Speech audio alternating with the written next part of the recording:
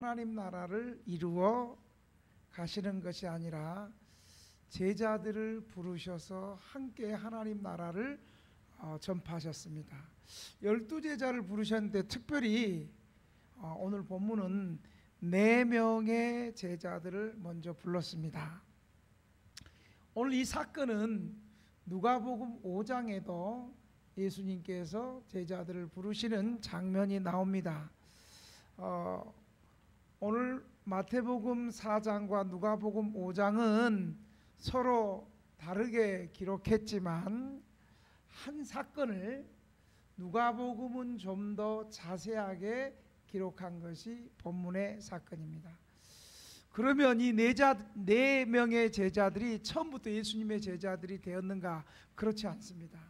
요한복음 1장에 보면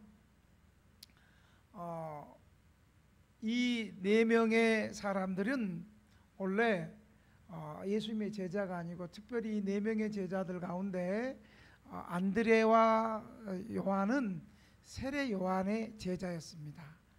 그런데 이들은 어부의 일을 끝나고도 세례 요한에게 하나님 말씀을 배우고 그의 제자가 되었는데, 세례 요한이 세상 죄를 지고 가는 하나님의 어린 양을 보라, 예수님을 향해서 그 말씀을 하시자 그들이 바로 예수님에게 따라가서 그때 예수님을 처음 만났습니다.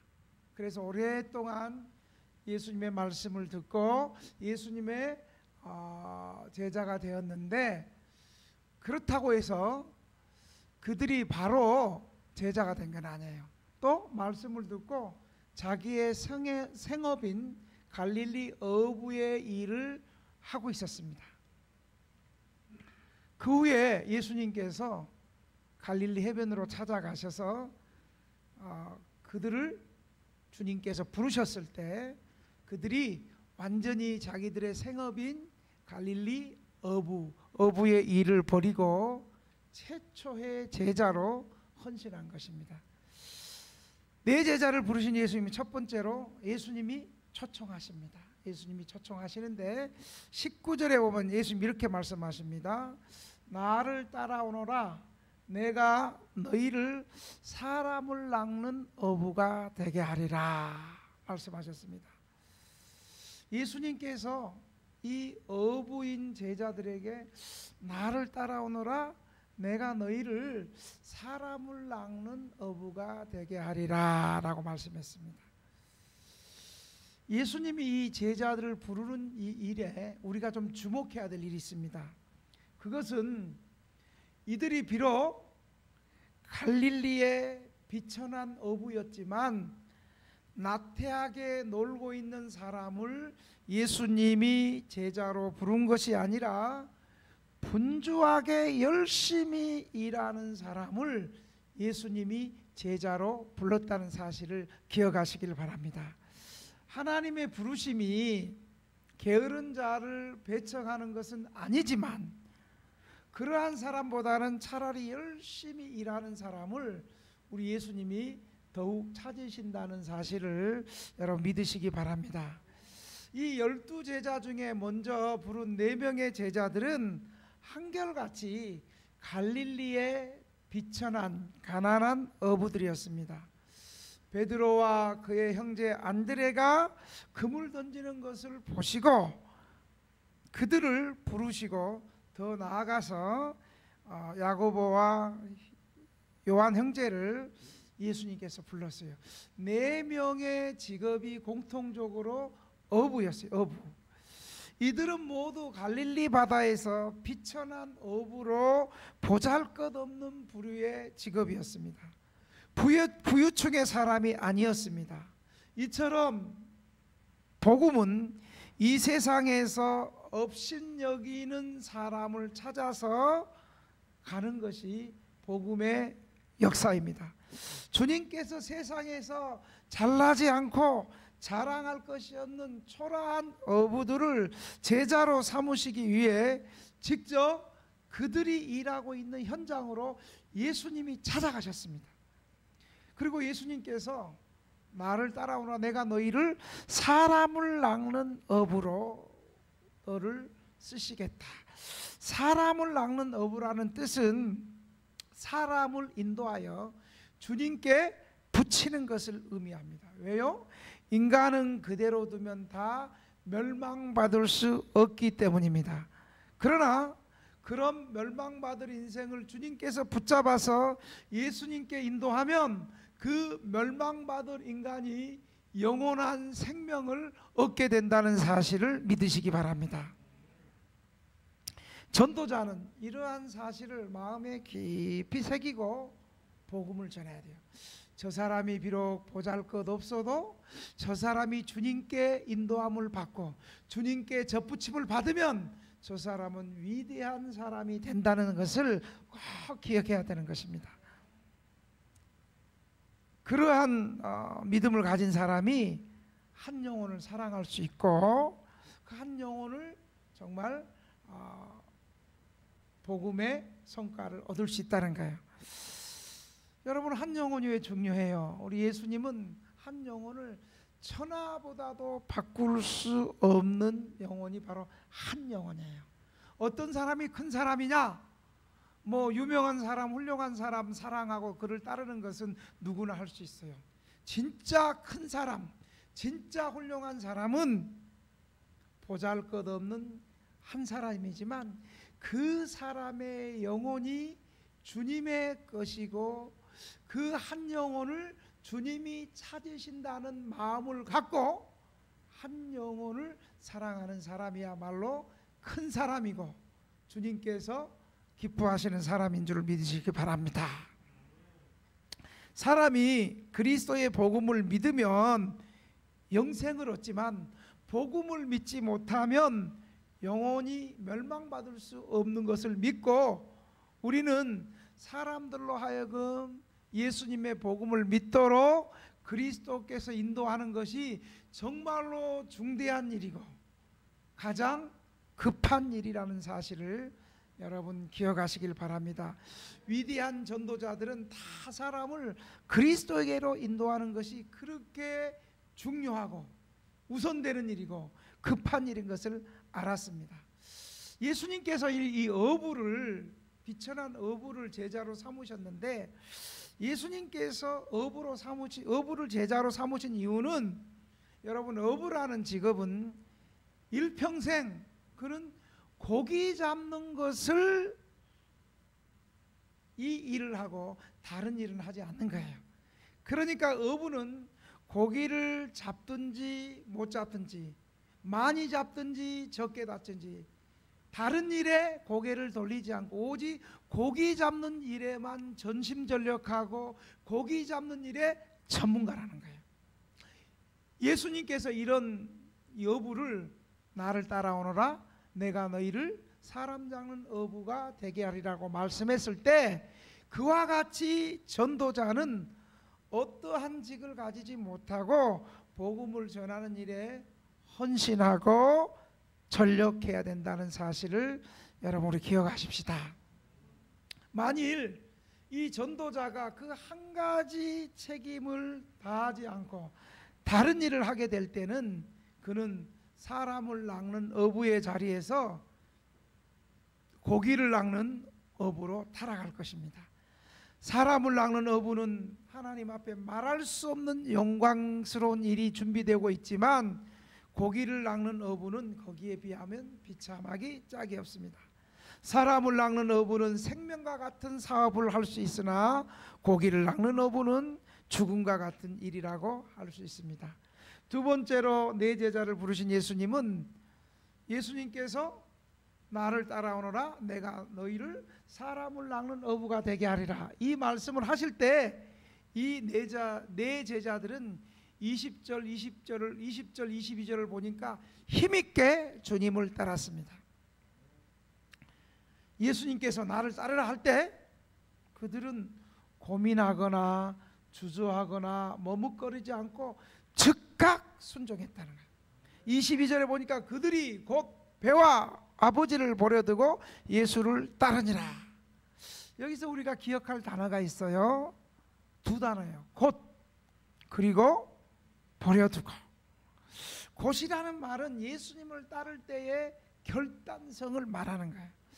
여러분, 참 저는 주변에서 보면 이 젊었을 때 주의 부르심을 받아야 될 때 결단하지 못해 가지고 자기 친구들은 신학교 가서 목회를 잘하고 있는데 본인은 그렇게 하지 못해 가지고 괜히 자기 직장에 대한 자부심도 없고 뭔가 초창기에 결단하지 못해서 자기가 목회자가 되지 못하는 것 같아 가지고 굉장히 비관적이고, 그러면서 또 주의 일에도 열심을 내지도 못하고 또 마음이 낙심해 가지고 어정쩡하면서 좀 교회를 부정적으로 바라보는 사람들을 제가 좀 본 적이 있어요. 여러분, 결단할 때 결단해야 되는 거예요. 주님이 부르실 때는 믿음으로 과감하게 결단해야 되는 거예요. 옳은 일에 있어서 결단하는 것은 아무나 하는 게 아니에요. 옳은 일에 결단하는 것은 참으로 귀한 일인 거예요. 이 말은 예수님의 부르심을 듣는 순간에 하나님이 나를 부르신다, 이 소명에 대한 확신을 가졌다는 거예요. 이들은 머뭇거리지 않았습니다. 머뭇하다가 사탄의 유혹에 빠질 수 있기 때문에 머뭇거린다는 것은 위험한 일이라는 사실을 여러분 기억하시길 바랍니다. 우리는 예수님에 대한 말씀의 태도가 우리는 어떻습니까? 예수님의 말씀에 우리가 즉각 순종하지 못하는 이유 중에 하나가 뭔가 예수님께서 이 부르심에 있어서 자기 나름대로 잔머리를 쓰고 계산하는 거예요. 혹시 내가 예수님의 말씀에 순종하면 내가 좀 손해를 보는 것이 아닌가, 이렇게 따져가면서 이렇게 예수님의 말씀에 머뭇거리는 거예요. 여러분, 이런 태도를 누가 좋아하는 줄 아세요? 사탄이, 원수 마귀 사탄이 좋아하는 거예요. 사람은 언제 복을 받는가? 하나님의 말씀에 내가 좀 손해가 나고 내게 좀 불이익이 올 것 같아도 그 말씀에 순종하면 내가 좀 가난해지거나 왕따가 되거나 어려워질 것 같지만 그 말씀에 즉각 순종할 때 하나님께서 우리에게 복을 주시고 우리의 앞길을 하나님께서 책임져 주시고 인도해 주신다는 사실을 여러분 믿으시기 바랍니다. 기독신자마자 그 생업을 버리고서 다 주님을 따를 수는 없지만 특별히 목사로 전도자로 부르심을 받은 사람은 이전 직업을 버리고 주님을 따라가야 하는 것입니다. 평신도들도 그 직업이 좀 악한 것이면, 하나님 앞에서 악한 것이면 즉시 버리고 다른 걸 선택해야 되는 거예요. 그럴 때 내 직업이 내가 이거 버리면 안 될 것 같은데, 하지만 그 직업이 좀 악한 것이다 하면 딱 버릴 때 하나님께서 그때 책임져 주시고 하늘의 보화를 여시고 축복하시기 시작한다는 사실을 여러분 믿으시기 바랍니다. 부모가 자녀들에게 악한 것을 주겠습니까? 하물며 하늘에 계신 하나님께서 좋은 것 주지 않겠어요? 하나님 말씀에 순종하면 우리에게 좋은 것 주지 않겠어요? 우리 인생 책임지지 않겠어요? 하늘의 복을 하나님 부어주시지 않겠어요? 우리 인생을 역전시켜 주실 줄 믿으시기 바랍니다. 어떨 때 하나님 말씀에 즉각 순종하고 하나님 말씀에 즉각 믿음으로 따라갈 때 하나님 그렇게 하신다는 거예요. 마지막으로 이 네 제자들은 예수님을 따랐어요.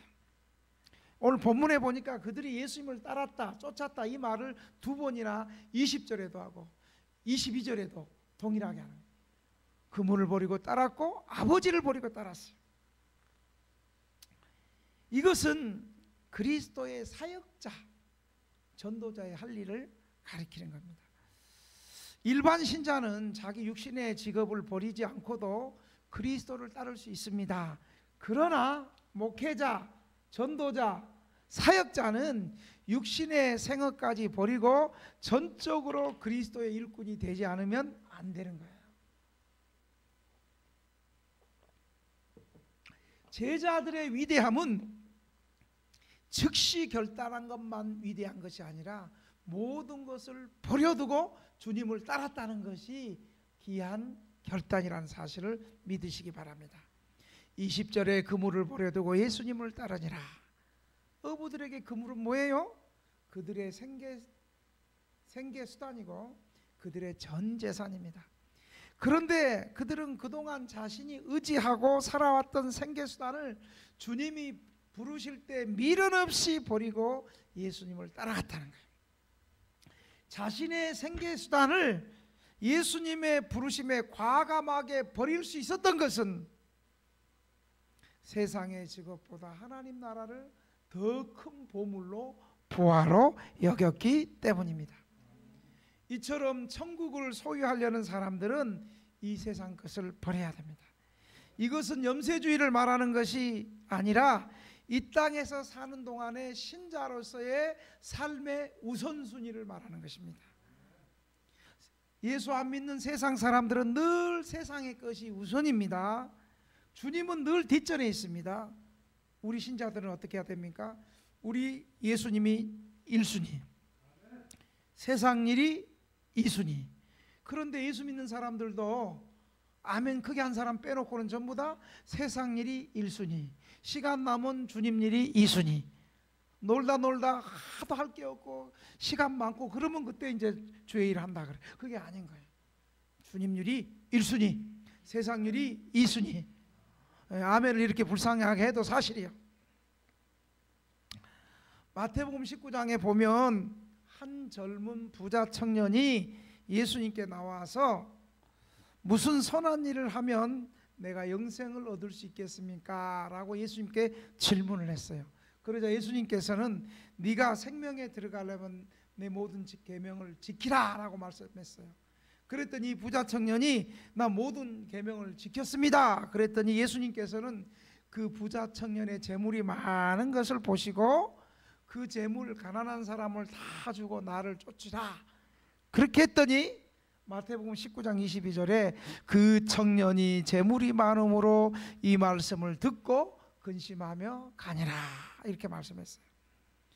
이 주님의 명령에 부자 청년은 즉각 순종하지 못하고 재물 때문에 예수님의 제자가 되는 것, 예수님을 따라가는 것을 포기했지만 오늘 본문의 4명의 제자들은 12명의 12제자들은 예수님의 부르심에 모든 것을 버리고 즉각 예수님을 따라갔다는 사실을 여러분 믿으시기 바랍니다.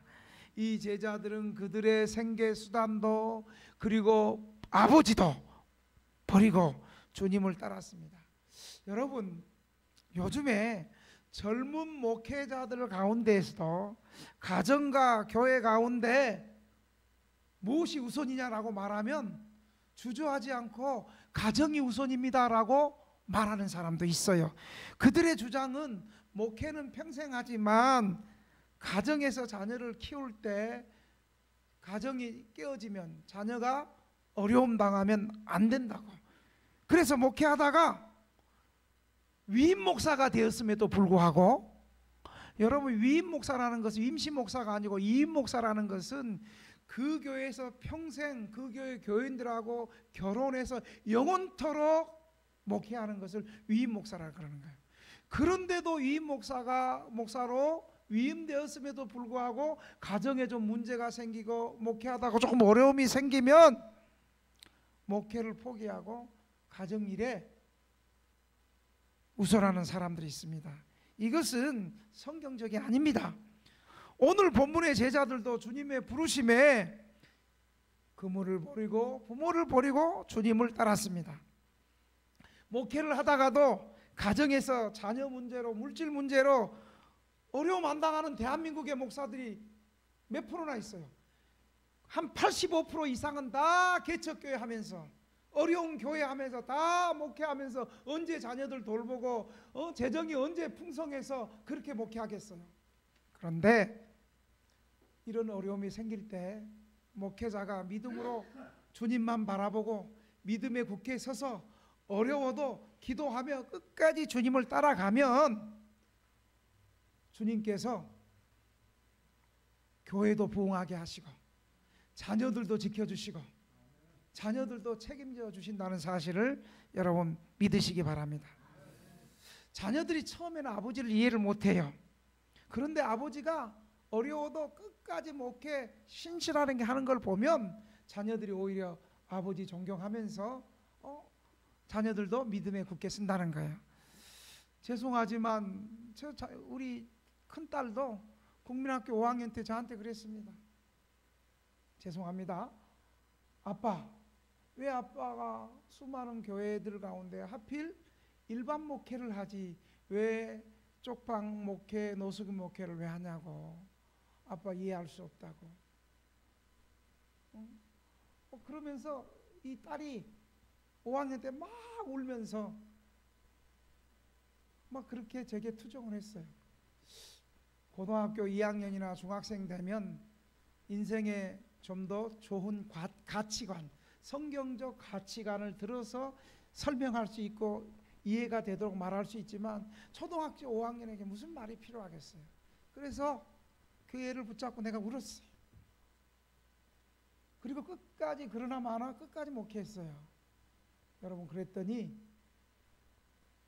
1년 후에 제가 청와대로부터 끌려간 게 아니지, 청와대의 부름을 받아서 청와대 끌려간 게 아니고 청와대의 부름을 받아서 대통령에게 표창장도 받고 훈장도 받고 그렇게 해서 제가 나왔어요. 그때가 마침 우리 딸이 6학년 졸업하는 날이었어요. 졸업하는 날. 그래서 나는 이제 제가 청와대 가서 표창장 받고 여기 배지도 금 배지도 달고 나오니까 나는 그게 이제 혹시 또 딸이 또 상처받으면 안 될까 싶어가지고 그걸 숨기고 표찰도 숨기고 주머니에 넣으니까 아빠 그거 왜 숨기냐고, 표찰 달으라고. 훈장도 달고 청와대 들어간 김양호 목사 표찰도 달고 그러면서 자기도 딱 붙이더니 우리 아빠야 이제 친구들에게 그러더라고. 그러면 졸업식 때 같이 자랑스럽게 졸업식 때 사진도 같이 찍고 그랬습니다. 여러분, 사도들도 성경에 어디 가정이 힘들고 어려우면 목회를 버리고 가정으로 돌아가는 말이 성경에 어디 있습니까? 그런 성경이 어디 있습니까? 그리스도를 따르는 사람은 십자가를 져야 되는 것입니다. 그가 가는 길이 험하고 힘들지라도 그 길을 가야 됩니다. 그 이유는 그리스도께서 그 길을 가셨기 때문입니다. 그리고 그 따르는 일에 또 한 가지 또 하나 또 꼭 기억할 것이 있습니다.